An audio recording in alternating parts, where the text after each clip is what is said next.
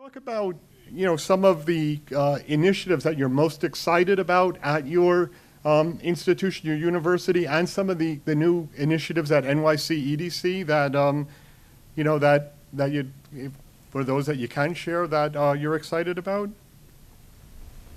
So what are some of the new initiatives, the things that are on the drawing boards that, are planned for the future that, that you're most excited about? So for example, here at PACE, I've been excited. We launched a entrepreneurship lab last year, and it's been, really an exciting space. So it's just one block away, but it's its own little center. And sometimes when I ask what I'm doing there, I say I'm a miner, because there's all these nuggets of wonderful talent here at PACE, and it's been so exciting to find them and help develop them. So our lab, we put in a studio, a 3D printer, some really high-end computers and software, and it's just great to see it bring together students from the 6 schools and colleges here at PACE. You talked about bringing schools together. I'll plug this month, or the November-December issue of BizEd Magazine, which is the AACSB's magazine for all members. The cover story is about entrepreneurship on campus, specifically entrepreneurship centers bringing together different parts of the university, where it used to just be set up to help students in the business school that wanted to create a company, mentor them, incubate them to help create a company. Now it's just bringing people from all over. Right next door, the Michael Schimmel Center, we have the arts program. Inside the actor studio is filmed there. We have a college for health professionals. So one of the things that I'm most excited about is having this home for entrepreneurs where they could come and cross-pollinate and, solve some interesting problems together. So I was just curious to hear about some of the things that you're excited going on at your institutions and at the NYC EDC. So I'll name a few. I think from our standpoint, we're most excited about the projects that have a long-term impact on the city, that are based throughout the city in all 5 boroughs, and really do great things to increase jobs and access to jobs. So with that, I've mentioned the Applied Sciences Initiative among the universities. Our data projects that that'll have a close to $50 billion, $48 billion economic impact in the city over the next 30 years, and will double the number of graduate students and professors in applied sciences. So that's a big deal in terms of helping to ensure that the talent in those areas will be here in New York. We're also excited about our network of incubators. We will, by the end of the year, have 16 incubators across all 5 boroughs, but in all different types of areas. Orin mentioned the Harlem Biospace that we're starting, that we're launching, in Columbia. So we opened one up this week as well in Harlem called the Harlem Garage, which focuses on varied business factors. We opened up one last week in Staten Island, which is a makerspace. We opened up one earlier last month in Brooklyn, which revolved around media production.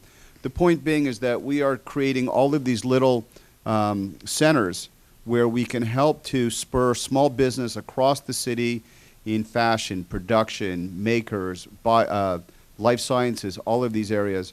And then, just another initiative that I referred to earlier is, we're in the final, at the end of putting together an early stage life sciences fund that we're doing in cooperation with all the academic medical centers, with strategic partners to invest in early stage life sciences companies in New York to help to ensure that we can build a great life sciences sector. And here's a case where we have all of the assets already here. We have great research being done, strong professors, world-class academic medical centers, and that's sort of our part to help put together to be able to invest in all of the work that's being done. I mean, I can name a whole bunch of others, but I'll stop there.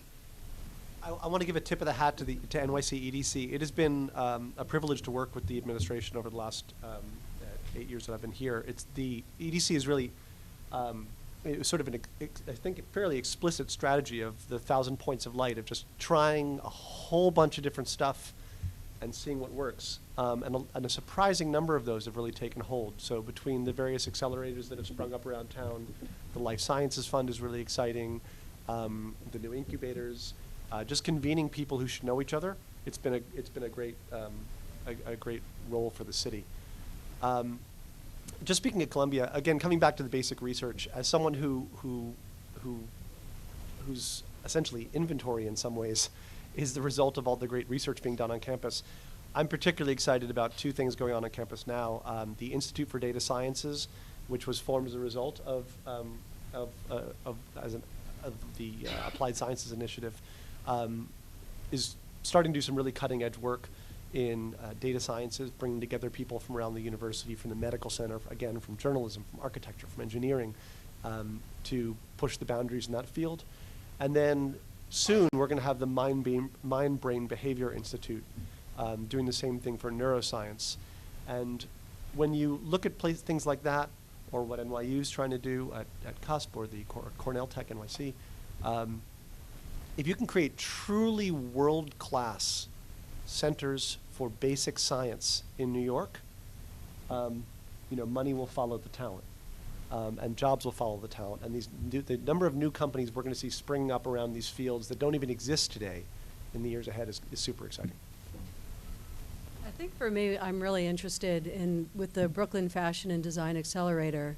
You'll note that it's not the Pratt Fashion and Design Accelerator, because it's going to be a highly collaborative space. We're inviting FIT, we're inviting Parsons, we're inviting schools from around the world to bring their most talented people here to work for a year or two in the context of this vibrant environment.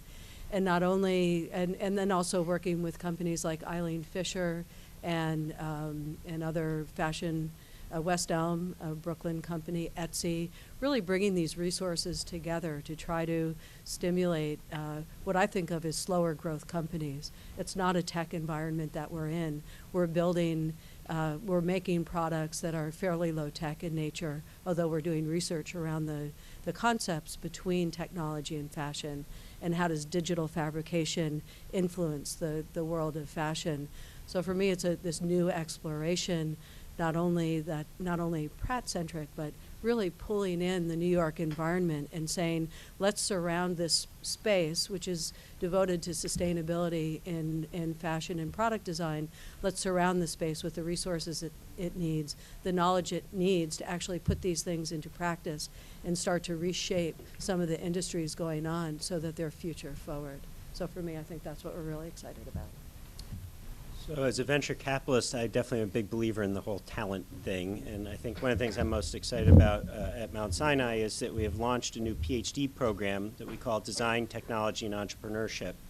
And it's an explicit effort to bring together core training in biology, engineering, design, and entrepreneurship to create people with the skill set to take basic biologic insight and translate it all the way through to a developed product.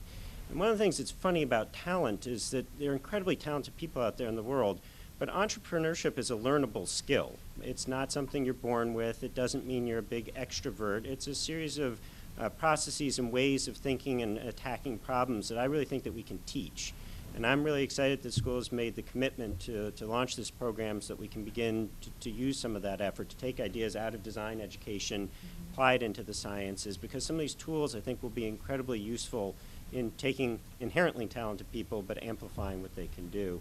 The other thing that I would note is that I am excited about the new academic partnerships that we're creating. So our partnership with Rensselaer has gotten off to a very rapid start. It brings together people who would not have been talking to each other historically. It takes biologists who may have brilliant ideas about how to treat cancer but have a critical engineering need that has to be met and haven't known how to get the resources to do that.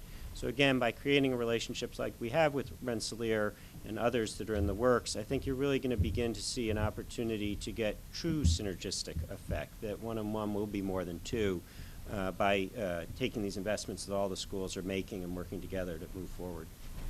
I think one of the challenges really is learning each other's languages, though, that when you have just defining what research is in different categories, what's considered viable research can change dramatically. So people don't think of designers necessarily as researchers, and yet we're doing research around culture and how products are used and implemented and that sort of thing. And I just think it's one of the challenges of collaboration generally, is learning how each sort of siloed behavior thinks, and how do you bring that into the center and have great conversation. And that's a lot of the exciting work that's happening now, is going through that territory. I want to just take a note. So Debera mentioned earlier the fashion industry and design, and not necessarily being sort of technology based. But it's interesting to watch some of these startups emerge and applying technology into fields where it hasn't been necessarily applied as much before. So there's a startup that involves some technology out of Columbia called Thunder Lily, which is a New York City fashion and design company that took computer animation technology from Atan Grinspan's lab. He's the guy who does the animation. He does a lot of computer animation work at Columbia, but his technology was also in the movie Tangled from Disney. He did the hair.